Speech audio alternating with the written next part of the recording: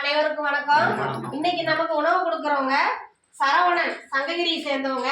அவங்களுடைய அக்கா வீட்டுக்கார் இறந்து 3 வருஷம் முடிஞ்சு, 2 வருஷம் முடிஞ்சு 3வது வருஷம். அவர் பேரு குழந்தை வேலு. அவரு உடம்பு சரியில்லாம இருந்து இறந்துட்டாருங்களாமா. திரு குழந்தை வேலு அவர்களுடைய ஆன்மா சாந்தி அடையும்.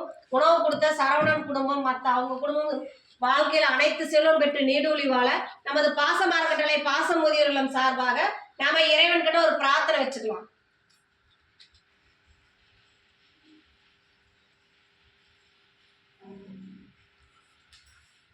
திரு குழந்தைவேல் ஐயாவோட ஆன்மா சாந்தி அடையவும், திரு சரவணன் குடும்பத்தாருக்கு நம் பாச அறக்கட்டளை பாச முதியோர்களும் சார்பாக நன்றிகளை தெரிவிச்சுக்குவோம்.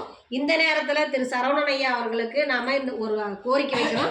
என்னன்னு கேட்டிங்கன்னா, நமது பாச அறக்கட்டளை பாச முதியோர்களும் 2 வருடங்களாக வாடகை கட்டணத்தில் இயக்கிட்டு இருக்கோம்.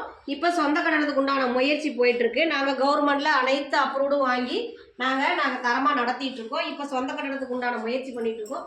அதுக்கு தங்களால் முடிஞ்ச உதவி செஞ்சு தருமாறு நீங்கள் மட்டும் இல்லாத உறவினர்கள், நண்பர்கள், நீங்கள் ஒர்க் போனால் அந்த இடத்துல இல்லை சொந்த தொழில் செஞ்சால் அங்கே வர்ற வாடிக்கையாளர்கள்கிட்ட எங்கள் முதியோர்லத்தை கொண்டு சென்று அதற்கு சொந்த கட்டிடத்துக்கு உண்டான உதவி செஞ்சு தருமாறு இந்த நேரத்தில் எங்கள் பெரியோர்கள் சார்பாக நான் கேட்டுக்கிறோம்.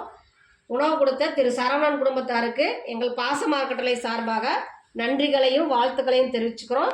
வாழ்க வளத்துடன். அவங்க நமக்கு உணவுக்கு பணம் கொடுத்துட்டு அவங்க ஒரு ஒர்க் வேலையை வெளியே போயிட்டாங்க.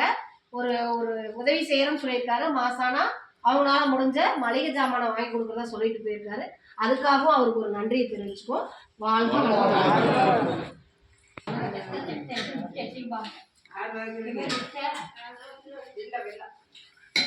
நீ பரவா நினைக்கிறேன்.